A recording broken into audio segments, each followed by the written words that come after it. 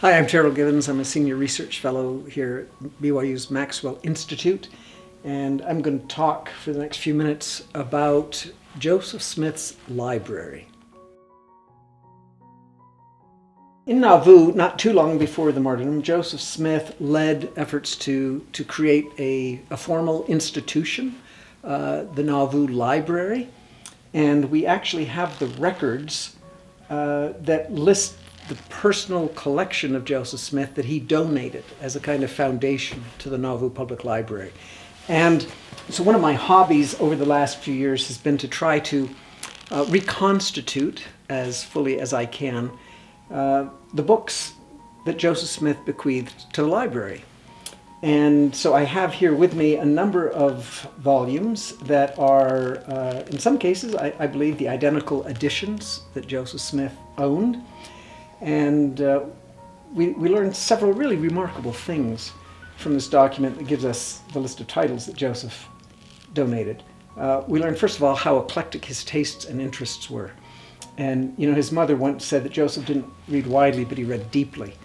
And I think in some ways he read much more widely than we have appreciated. And the thing that impresses me most about his personal library collection was how interested he was in other faith traditions and in their teachings. And we find, for example, in the books that he donated, 2 books that come from the Catholic tradition. We generally assume that Catholics didn't make many inroads in the New England or New York. But Joseph Smith, of course, the very, very last words he uttered in a public sermon were, "The old Catholic Church has more truth than all the rest." So he obviously knew enough about Catholicism to appreciate it. This is one of the books he owned. It's called The Catholic Manual, containing a selection of prayers, instructions, and devout exercises for Roman Catholics. And so we find everything from masses for the dead to an explanation of different Catholic festivals, how they're celebrated and why they're celebrated. He had a book by a popular preacher by the name of James Hervey, and he was a Methodist. And he had a collection, Joseph Smith has a collection called it's a collection of sermons called Meditations and Contemplations of the Reverend James Hervey. So we've got Methodism and Catholicism represented. We have a book called Parker's Lectures on Universalism. We know that there were Universalists in Joseph Smith's family background, and he owned at least 2 books that consisted of lectures on universalism. I think there's an important lesson here for us all, which is that Joseph was serious when he understood the Lord to say, "There are holy men and women ye know not of." And when, of course, he founded the School of the Prophets, and in the School of the Prophets they studied languages and peoples and geography and history.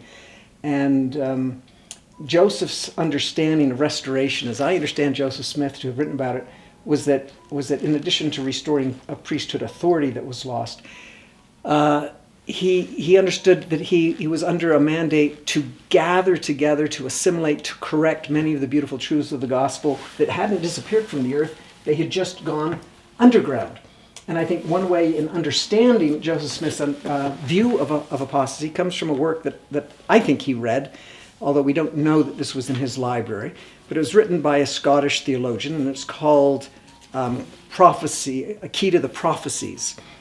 And in this volume, there is a phrasing that Joseph Smith will adopt and use 3 different times in the Doctrine and Covenants. Alexander Frasier is talking about Revelation chapter 12, which Joseph Smith tells us was an allegory of the apostasy.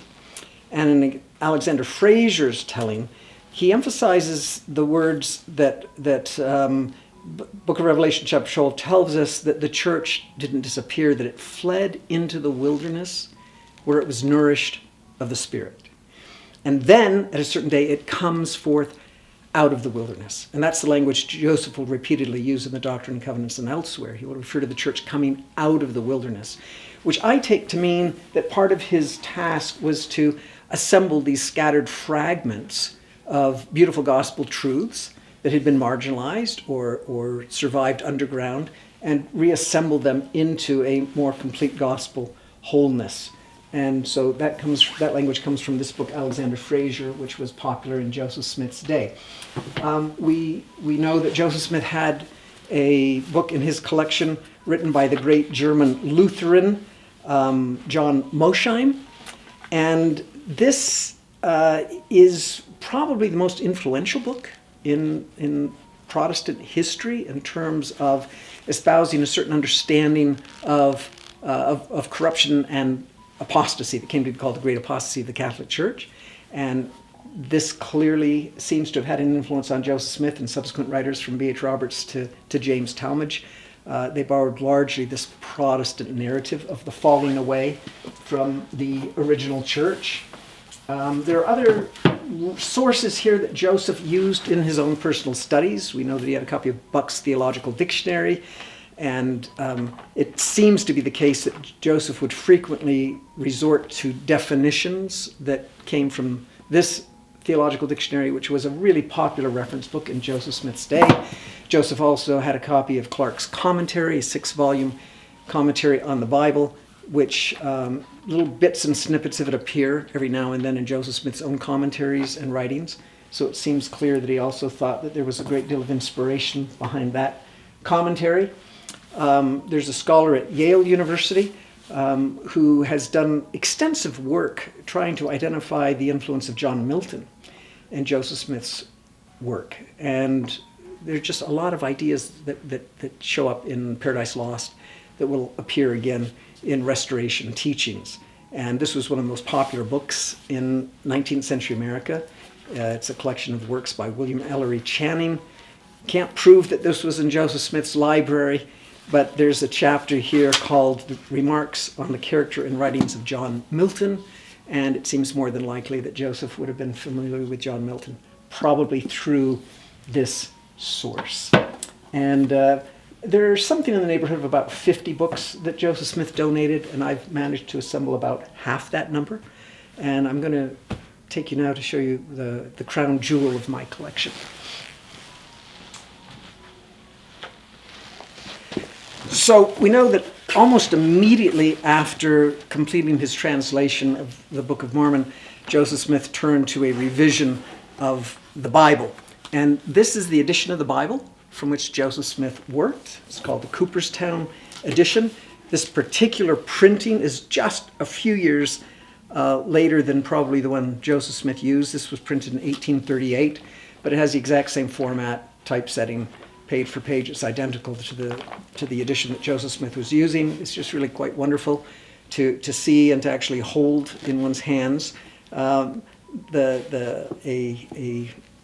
an identical version of what he was working with as he proceeded to retranslate the Old and New Testaments. And one of my favorite moments in scanning through this book is when it gets to the end of Malachi, and then one finds, as was typical of Protestant Bibles of the period, as well as Catholic, you encounter the Apocrypha. And so we know from the Doctrine and Covenants that this was the moment at which he asked the Lord, is this worth retranslating as well?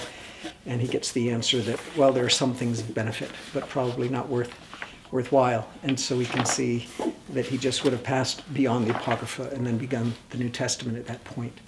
So it's, I hope this has been a nice window into a little bit of the cultural setting, the intellectual environment out of which Joseph Smith was working, as well as a testament to the great love and reverence that he had for the important contributions that had been made and continue to be made by people outside of the institution of the restored church.